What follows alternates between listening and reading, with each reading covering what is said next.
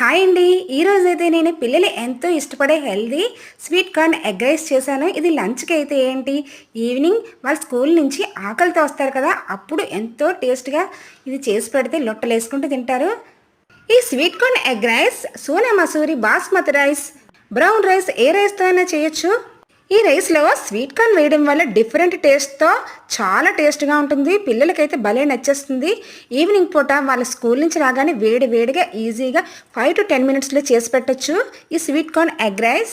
చాలామంది ఇళ్ళల్లో ఇలా క్యాప్సికమ్, క్యారెట్ వేసిన కర్రీలు ఇష్టపడరు. ఇలా కానీ ఫ్రైడ్ రైస్ చేసి పెడితే స్వీట్ కార్న్ ఎగ్ తోటి అస్సలు వదిలిపెట్టరు. పదే ఇదే చేసి పెట్టమంటారు. లంచ్ బాక్స్లోకి అయితే ఈ ఫ్రైడ్ రైస్ బెస్ట్ ఆప్షన్ అని చెప్పుకోవచ్చు. వేరే కర్రీ కూడా అవసరం లేదు.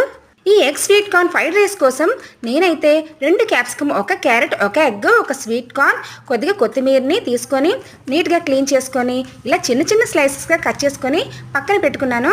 దీనికి పావు గంట ముందే నేను 1 glass of Sona Masuri rice boil చేసుకొని పక్కన ఉంచుకొని, ఇప్పుడు కళాయి హీట్ అయిన తర్వాత 2 టేబుల్ స్పూన్ ఆయిల్ వేసుకొని అందులో 1 ఎగ్ని, కొద్దిగా సాల్ట్, కొద్దిగా పెప్పర్, కొద్దిగా మసాలా పౌడర్ వేసుకొని ఇలా స్లైసెస్గా ఫ్రై చేసుకున్నాను.